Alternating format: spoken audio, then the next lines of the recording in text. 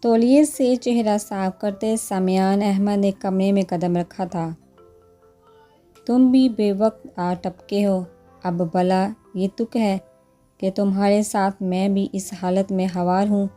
سمیان کا انداز حفت لیے ہوئے تھا، مگر ظفر کی جانب سے کسی بھی قسم کا رسپانس نہ ملنے پر سمیان احمد نے تولیہ ہٹا کر دیکھا تو ایک لمحے کو سمیان احمد کو اپنے حواس یکجا کرنا مشکل ہو گیا تھا۔ لمحے کے 1000ویں حصے میں اس کا دل کئی بار دھڑک اٹھا تھا۔ یہ کیا کر رہے ہو؟ ایک دم حواس میں لوٹتے ہی کچھ شرمندہ سا ہوتے ہوئے کہا۔ سمیان احمد نے جھنجھلا کر تولیہ صفحے پر پھینک کر ظفر کی جانب کا پیش قدمی کی تھی، جو اس کی طرف منیحیز نظریں لیے مسکرا رہا تھا۔ وہی جو تمہیں نظر آ رہا ہے۔ ظفر کی مسکراہٹ مزید گہری ہوئی تھی۔ سمیان احمد مزید سٹپٹا اٹھا۔ مجھے پتہ ہی نہیں تھا کہ سمیان احمد جیسا گناہ بھی محبت جیسا کارنامہ سر انجام دے سکتا ہے۔ بکو مت، ادھر دو مجھے۔ سمیان احمد نے خجلت کا تاثر مٹاتے ہوئے ظفر کے ہاتھ سے اپنی گرے کلر کی ڈائری چھیننے کی کوشش کی تھی، مگر ظفر اس کی کوشش کو ناکام بناتے ہوئے اچھل کر پیچھے ہٹ گیا۔ سمیان ہونہار نظروں سے گھورتا رہ گیا تھا۔ چھپایا تھا بادل میں اس سے، مگر آیا ٹھہرا۔ سکون دل جسے سمجھے وہی درد نہاں ٹھہرا۔ سمیان احمد نے سختی سے لب بھینچ لیے جبکہ وہ بڑے خاص انداز میں گنگنا رہا تھا، بلکہ سمیان احمد کو چڑھا رہا تھا۔ سمیان احمد کو اسی لمحے پچھتاوے آن گرا جب وہ اسی ڈائری کو سرہانے تلے رکھ کر بھول گیا تھا۔ آج طبیعت بھی کچھ ٹھیک نہیں تھی، اوپر سے ظفر کا فون آ گیا تھا۔ سمیان احمد نے سرسری سا ذکر کر دیا تھا اور اگلے گھنٹے میں وہ یہاں تھا۔ ظفر کی شگفتہ باتوں سے سمیان احمد کی طبیعت کی ساری کلفت ختم ہو چکی تھی۔ دونوں کا ارادہ باہر آؤٹنگ کا تھا، اس لیے سمیان احمد بات لینے چلا گیا تھا۔ واپس لوٹا تو سامنے یہ معاملہ درپیش تھا۔ ظفر، میں کہہ رہا ہوں شرافت کے ساتھ، اسے مجھے دے دو۔ سمیان احمد نے انتہائی ضبط سے ڈاکٹر ظفر کی آنکھوں میں جھلکتی عیاں ہوتی شرارت کو برداشت کیا تھا، مگر ادھر تو سرے سے پرواہ ہی نہ تھی۔ ڈاکٹر ظفر ڈائری کھولے مسلسل شرارت بھرا مادہ تھا، انتہائی کول مائنڈ۔ سمیان احمد کا اس لمحے جی چاہا کہ بیڈ کی سائڈ ٹیبل کا گلدان اٹھا کر ظفر کے سر پر دے مارے۔ ظفر، تم نے سنا نہیں میں کیا کہہ رہا ہوں؟ اب کے سمیان احمد نے بنا کر اس کی جانب قدم بڑھائے تھے۔ اس سے پہلے کہ وہ اس تک پہنچتا، ظفر نے چھلانگ لگا کر ڈریسنگ کی دوسری طرف رکھے صوفے پر جگہ بنا لی۔ وہ قصہ ہر شب غم کا جو تھا تحریر طاقوں پر ہے دور شمع پر نم کے آہوں کا دھواں ٹھہرا۔ ظفری سمیان احمد نے بیڈ سے کشن اٹھا کر اسے دے مارا تھا، مگر ادھر تو کان پر جوں تک نہ رینگی تھی۔ صدا پھنکالے لیکن مسافت میں نہ فرق آیا، وہی تھی منزلیں اپنی طرح پر تو جہاں ٹھہرا۔ کہیں دامن تو تھے ہی، مگر یہ بھی کیا علم ہے عالم ہے۔ نہ ٹھہرا اشک ہی آنکھوں میں، نہ رخصت کا سما ٹھہرا۔ سمیان احمد اسے کینہ توڑ نظروں سے سردھنتے دیکھ رہا تھا۔ اس سے پہلے کہ سمیان دوبارہ اس کی جانب پیش قدمی کرتا، وہ اچھل کر بیڈ پر جا کھڑا ہوا تھا، ہاتھ اونچے کر کے سمیان کی پہنچ سے دور تھا۔ کرم جس کا بہانہ تھا، جبین کا جو ٹھکانہ تھا، وہ رنگ آسمان ٹھہرا، نہ سنگِ آستاں ٹھہرا۔ ظفری، تم بہت کمینے انسان ہو۔ سمیان احمد کا بس نہیں چل رہا تھا، ورنہ اس سے کچا نگل لیتا۔ سمیان احمد نے ایک ہی چوس میں اس تک پہنچتے ہی اس کے ہاتھ سے ڈائری چھین لی۔ ارے یار، پڑھنے تو دو۔ تمہاری داستانِ عشق، رودادِ محبت، دردِ الفت، بلکہ تمہاری زرش نامہ۔ اس کی آنکھ میچی تھی۔ سمیان احمد کا جی چاہا کہ اس کی گردن دبوچ لے۔ وہ اب نان سٹاپ بولنا شروع ہو گیا تھا۔ سمیان احمد نے ڈائری سائڈ ٹیبل کی دراز میں رکھ کر لاک کر کے چابی اپنی پاکٹ میں ڈال کر اس کی جانب رخ کیا۔ تمہیں شرم آنی چاہیے ظفر، اس طرح کسی کی ذاتی معاملات میں دخل اندازی کرتے ہوئے۔ سمیان احمد کی آنکھوں میں واضح حبکی تھی، بلکہ شرم دلا رہا تھا۔ یوں اپنا آپ آیا ہونے پر ہلکی سی حفت بھی تھی۔ چہرہ کچھ سرخی لیے ہوئے تھا ڈاکٹر ظفر، جس کی بات پر ایک دم قہقہ لگا کر ہنس پڑا تھا۔ سمیان کا یہ روپ اسے مزید شرارت پر اکسا رہا تھا۔ شرم تو تمہیں آنی چاہیے مجھ سے یوں پردہ پوشی کرنے پر، بلکہ زرش کا نام چھپانے پر۔ میں نے تو یوں ہی کمر سیدھی کرنے کو تکیہ اٹھایا تھا، کیا پتہ تھا اس ڈائری میں تمہاری داستان عشق رقم ہے۔ تم نے آدھا گھنٹہ بات لینے میں لگایا ہے اور میں نے چیدہ چیدہ اسے پڑھنے میں مسکرا کر اپنا کارنامہ بتا رہا تھا۔ سمیان احمد نے اپنی عجلت مٹانے کو اس پر کشن کی بھرمار کر دی تھی۔ وہ خود کو سین کا رکھنے والا بندہ تھا، مگر اب بہت غلط حرکت کی تم نے۔ اگر یہ ڈائری اٹھا ہی لی تھی تو پڑھنے کی کیا ضرورت تھی؟ اپنی عجلت پر وہ خود ہی شرمندہ ہو رہا تھا۔ زرش اچھی لڑکی ہے، معصوم سی، کیوٹ سی، مگر اس کی بات کو قطعی نظر انداز کیے وہ اپنی ہانک رہا تھا۔ سمیان احمد نے اسے شکایتی نظروں سے دیکھا۔ ظفر وہ گول کر رہ گیا تو وہ ہنس دیا۔ ایسے تو اب مت دیکھو، میں زرش نہیں ہوں، آنکھ دبا کر وہ کہہ رہا تھا۔ نہ چاہتے ہوئے بھی سمیان احمد کے لبوں پر ایک دھیمی مسکان آ ٹھہری تھی۔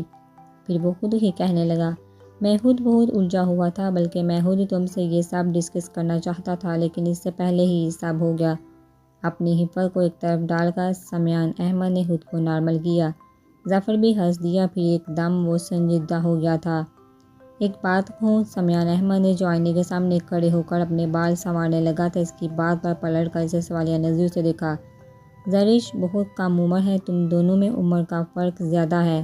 وہ لا ابالی سی، اور پھر تمہاری امی، کیا وہ مان جائیں گی؟ وہ ایک مخلص دوست کی طرح مکمل طور پر سنجیدہ تھا۔ سمیان احمد نے برش ڈریسنگ پر رکھ کے اس کے قریب بیڈ پر جگہ پکڑی۔ ظفر، میں خود بہت پریشان ہوں، امی کسی بھی طرح چچا جان وغیرہ کی فیملی کا نام تک سننے کو تیار نہیں۔ برسوں کی چھوٹی موٹی چپکلش تو انہوں نے اپنی انا کا مسئلہ بنایا ہوا ہے، اب تو وہ زرش کو اپنے گھر تک میں برداشت کرنے کی روادار نہیں ہے۔ سمیان احمد کو ایک مخلص پرخلوص دوست کی ضرورت تھی۔ اس کے دل کی حالت سے تو وہ کب کا باخبر تھا، مگر زرش سے متعلق قطعی طور پر بے خبر تھا، اور اب جب کہ اس حقیقت سے آگاہی ملی تھی تو سمیان احمد نے اس کے سامنے اپنے دل کا درد کھول کر رکھ دیا تھا۔ پھر اب چھپانے کا فائدہ بھی نہیں تھا۔ واقعی زرش کیا ساری صورتحال سے باخبر ہے؟ پرشوق انداز میں اس نے سمیان احمد کا چہرہ دیکھا، جہاں عجیب موسم رقم تھا، خوشی بھی اور دل سوزی بھی۔ نہیں، اپنے بالوں کو سمیٹتے سمیان احمد نے ایک گہری سانس خارج کی تھی، اور میں چاہتا بھی نہیں ہوں کہ اسے کچھ علم ہو۔ اس وقت تک تو بالکل نہیں، جب تک امی راضی نہ ہو جائے، اور اگر امی کو علم ہو گیا کہ زرش کے متعلق میرے محسوسات اس نوعیت کے ہیں تو وہ زمین اور آسمان نہیں کاٹ دیں گی، کبھی نہیں مانیں گی، کبھی بھی نہیں۔ میں چاہتا ہوں کہ یہ سب کچھ اس طرح ہو کہ امی خود اپنی دلی آمادگی اور رغبت سے نئے تعلقات کی ابتدا کریں۔ سمیان نے گزشتہ چند دنوں کی اندرونی پریشانی ایک دم ظفر کے سامنے لا رکھی تھی۔ جس طرح کہ تم لوگوں کے خاندانی حالات میں رنجشیں ہیں، اس میں تو آنٹی کو اپنی پرانی تمام رنجشیں مٹا کر خود پیش رفت کرنا ہوگی۔ وہ بھی نہایت سنجیدگی کے ساتھ تبصرہ کر رہا تھا۔ سمیان احمد نے بغور دیکھا، اس کے چہرے پر سے چند لمحے والی شرارت کا عکس ڈھونڈنے سے بھی نہیں مل رہا تھا۔ سمیان کے ہونٹوں پر ایک دھیمی مسکان سرایت کرتی گئی۔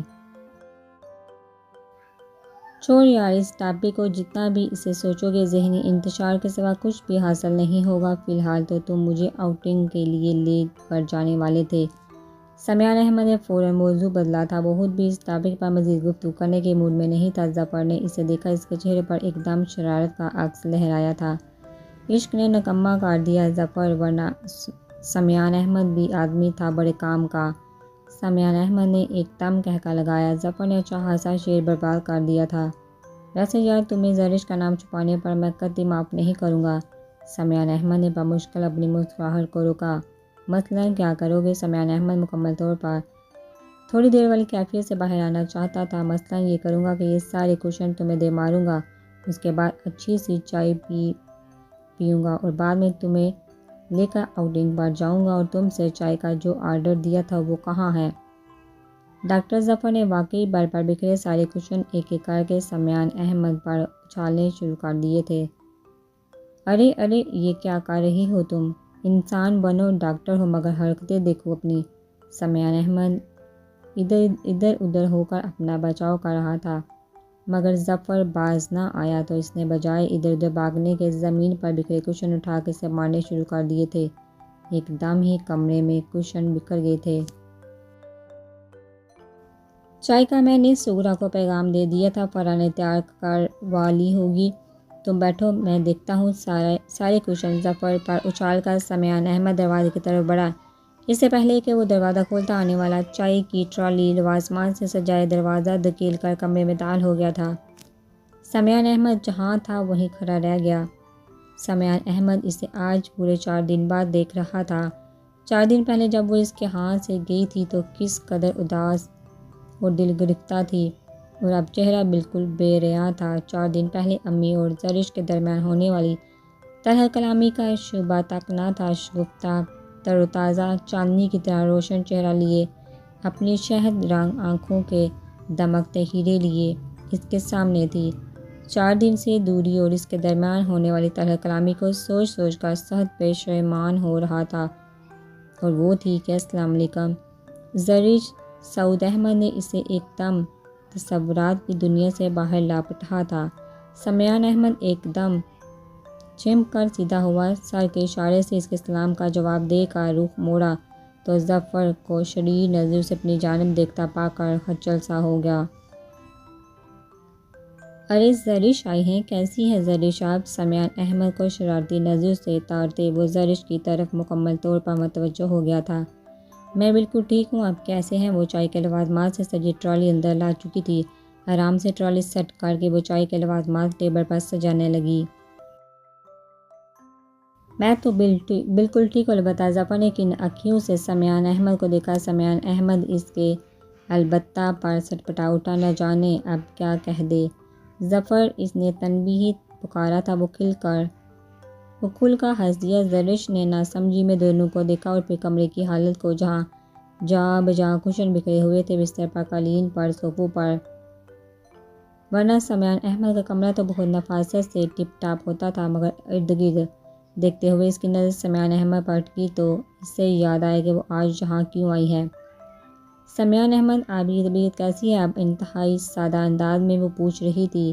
سمیان احمد صوفے پر بیٹھے ہوئے ٹھٹکا تو ظفر کھنکارا۔ کیوں، میری طبیعت کو کیا ہوا ہے؟ زرش کے استفسار پر ظفر کھانسنے لگا۔ اسے نظر انداز کر کے سمیان احمد نے سنجیدگی سے اسے دیکھا۔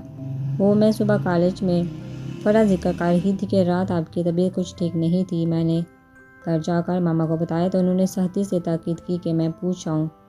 آدھا گھنٹہ ہو گیا ہے مجھے آئے ہوئے، فرح چائے بنا رہی تھی، ابھی ایک دوست کی کال آ گئی تھی۔ مجھے چائے دے کر اس نے کمرے میں بھیج دیا تھا۔ سادگی سے مگوں میں چائے انڈیلتے ہوئے اس نے بتایا تھا۔ سمیان احمد کی نظریں اس کے سراپے میں الجھنے لگی۔ ظفر کی موجودگی کا خیال کر کے سمیان احمد نے اپنی نظروں کا زاویہ بدل دیا۔ کچھ بھی نہیں ہوا تھا، رات بھر سر میں ہلکا سا درد تھا، اسی وجہ سے فرح پریشان ہو گئی۔ بلا وجہ تم لوگوں کو بھی پریشان کیا، پاگل ہے وہ پوری۔ سمیان احمد نے ہنس کر ٹالا تھا۔ پاگل نہیں ہے، وہ بتا رہی تھی آپ آج کل کچھ پریشان رہنے لگے ہیں، اور تو اور چھوٹی چھوٹی باتوں پر جھگڑنے بھی لگے ہیں۔ کس چیز کی ٹینشن لے رہے ہیں؟ ماما بھی یہی کہہ رہی تھی اور علی بھی، جبکہ میں خود بھی یہی محسوس کر رہی ہوں۔ آپ بدلنے لگے ہیں، کچھ بات ہے تو ضرور جو ہمیں نہیں بتائیں گے۔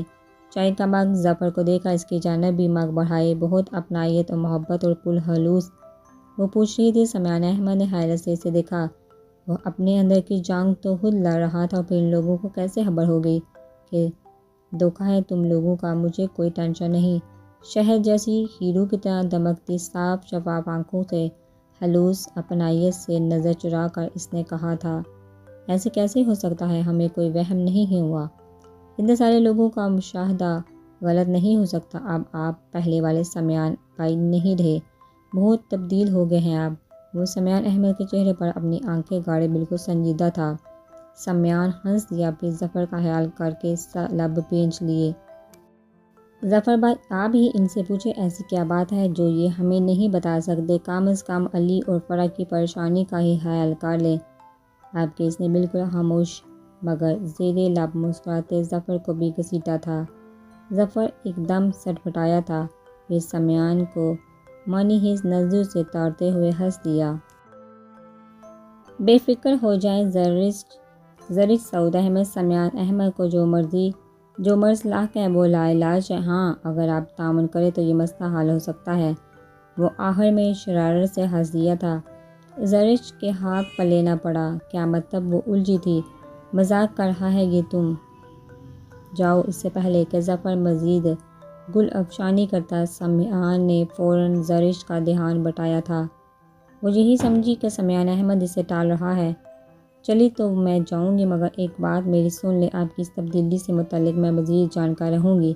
میں فرح نہیں ہوں جو آپ کی باتوں سے بہل جاؤں۔ بات ہے ضرور، میں پتہ کروا لوں گی۔ وہ اس سے اپنے ارادوں سے خبردار کردی کمرے سے چلی گئی تھی۔ سمیان نے اس کے جاتے ہی ظفر کو گورا تمہاری زبان بند نہیں رہ سکتی تھی کیا؟ میں نے کیا کیا ہے؟ ایک ہی گھونٹ میں چائے ختم کرتے اس نے معصومیت سے پوچھا تھا۔ سمیان بے چارگی سے اسے دیکھتے سے لمحے کو پچھتایا جب ڈائری ڈاکٹر ظفر کے ہاتھ لگی تھی۔ پہلے تو وہ اس کے عشق کے فرضی قیافے لگا رہا تھا، مگر اب تو اس کے پاس زرش کا پورا حوالہ موجود تھا۔ داخلی دروازہ دھکیل کر وہ جیسے ہی اندر داخل ہوا تھا، سیدھی نظر گہرے پرپل دوپٹے کے حالے سے اپنی چھپ دکھاتے چہرے پر ٹک گئی تھی۔ وہ بلا شبہ حسین تھی، مگر اس وقت وہ اس لباس میں حسین ترین لگ رہی تھی۔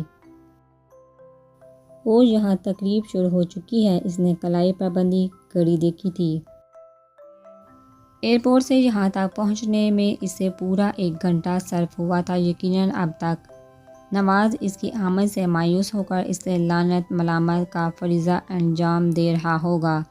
سبھی جانے پہچانے چہرے تھے، تینوں چچیاں تھیں، چچا جان تھے، ان کے آل اولاد تھی، اچھا خاصا ہجوم تھا، ہر کوئی محوِ گفتگو تھا۔ گھریلو سطح پر منعقد ہونے والی سادہ سی تقریب، مگر پھر بھی رشتہ دار احباب دکھائی دے رہے تھے۔ ابھی تک کسی نے بھی شارق زمان کی آمد پر دھیان نہیں دیا تھا۔ شارق نے تو یوں ہی کھڑے کھڑے نواز فاروق کو ڈھونڈنا چاہا۔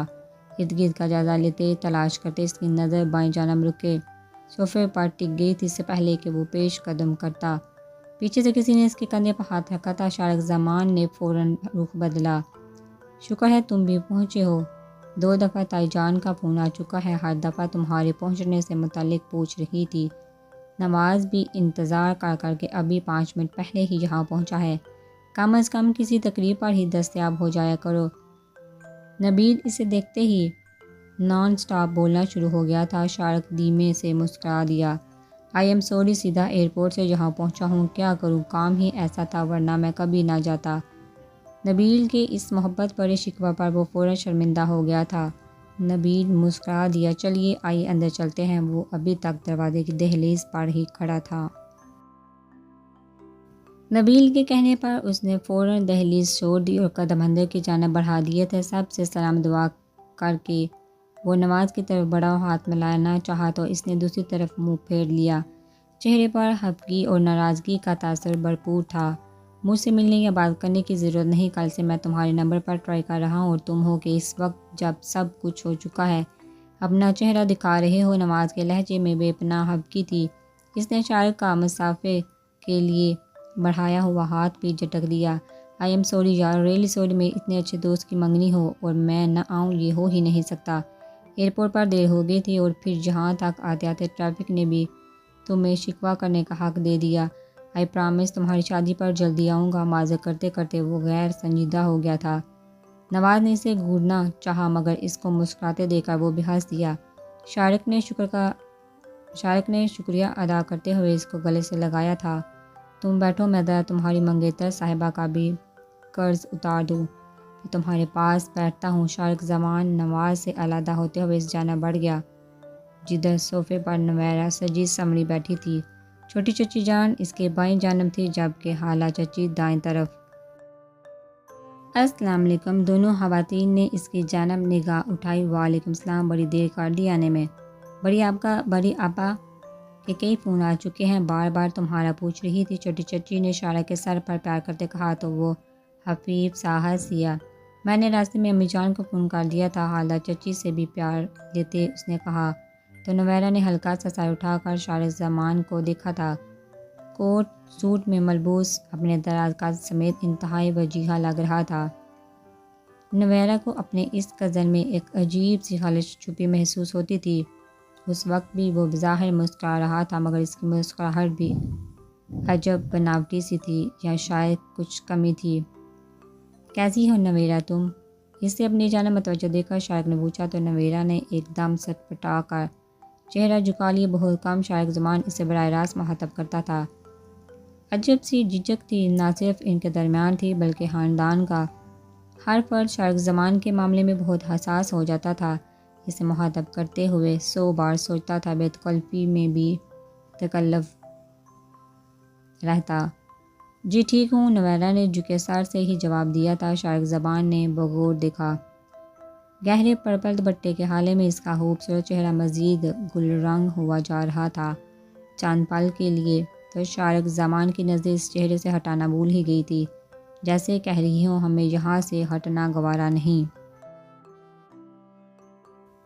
بیٹھو بیٹا، میں ذرا مہمانوں کو دیکھ لوں۔ وہ حالدہ چچی کی آواز پر ایک دم چونک اٹھا تھا۔ عجب سی لہر اندر تک اتری تھی۔ حالدہ چچی سے کہہ کر آگے بڑھ گئی۔ چھوٹی چچی تو پہلے ہی اٹھ چکی تھی۔ شارق زمان نے ایک نظر پھر دیکھا، جھکا ہوا سر اس کے اندر ایک عجب سی لہر سرایت کرتا چلا گیا تھا۔ اچھی لگ رہی ہو؟ اپنے احساسات سے گھبرا کر شارق نے ایک دم خود کو ٹوکتے ہوئے کہا تھا۔ نویرہ کا گلنار چہرہ مزید دو آزشا ہو گیا، وہ الجھ کر رہ گیا، مگر بغور جائزہ لیا شارق زمان کے لیے یہ بڑا دلچسپ لمحہ تھا۔ پھر ہنس دیا۔ یہ تمہارا گفٹ ہے، پتہ نہیں تمہیں پسند آتا ہے کہ نہیں۔ امی جان کی ہدایت پر یہ خرید لیا تھا۔ اپنی پاکٹ سے ایک چھوٹا سا محملی کیس نکال کر اس کی طرف بڑھاتے اس نے کہا تو نویرہ نے حیرت سے سر اٹھا کر اسے دیکھا۔ جی۔ شارق زمان کے چہرے پر عجب سا تاثر تھا، وہ صرف ایک لہت دکھائی پائی۔ کیا گفٹ ہے بھلا، ذرا ہم بھی دیکھیں۔ شارق زمان ہاتھ پھیلائے کھڑا تھا، تب ہی پیچھے سے نبیلہ بابی نے آ کر پوچھا تھا۔ شارق نے وہی ہاتھ ان کی طرف بڑھا دیا۔ دیکھ لیں۔ شارق کا انداز جان چھڑانے والا تھا۔ بابی ہنس دی۔ انہوں نے گفٹ لے کر فوراً کیس کھولا تھا۔ خوبصورت نگوں سے مزین گولڈ کا بریسلٹ اپنی تمام تر خوبصورتی کے ساتھ سامنے تھا۔